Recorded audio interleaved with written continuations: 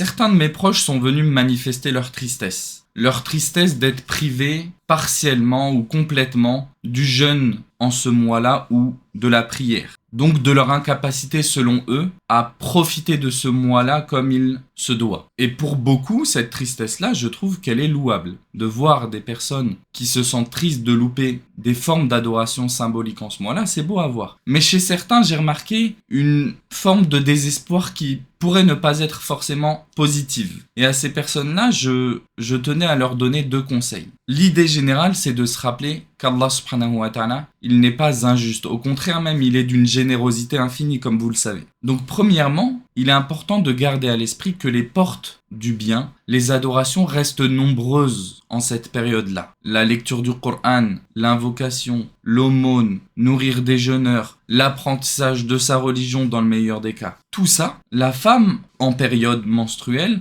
la femme enceinte, nos frères et sœurs malades, vous êtes invités à en profiter et justement à les multiplier même ces adorations-là. Deuxièmement, et c'est un point un peu plus subtil, mais qu'il me plaît de vous rappeler, de nous rappeler en tant que bienfait d'Allah subhanahu wa ta'ala, c'est que toute personne qui est privée d'une adoration, malgré lui, malgré elle, le prophète sallallahu alayhi wa sallam, il nous dit quelque chose de très important concernant cette personne-là. إِذَا مَرِضَ الْعَبْدُ أَوْ سَافَرَ كُتِبَ لَهُ مِثْلُ مَا كَانَ يَعْمَلُ صَحِيحًا مُقِيمًا. Lorsque le serviteur tombe malade ou entreprend un voyage, et qu'il est donc susceptible de délaisser des choses qu'il aurait fait sans ce voyage, sans cette maladie. Le prophète sallallahu alayhi wa sallam, il termine, il dit Allah lui a inscrit la récompense de ce qu'il aurait fait sans cela, s'il n'avait pas été en voyage, s'il n'avait pas été malade. Allah subhanahu wa ta'ala, il accorde donc, et c'est ce qu'il faut garder en tête, la pleine récompense du jeûne à celui qui ne peut pas jeûner, à celle qui ne peut pas jeûner malgré elle. Il accorde la pleine récompense de la prière à cette femme qui ne peut pas prier. Donc que ce soit ses prières obligatoires ou même la récompense du tarawih, du qiyam,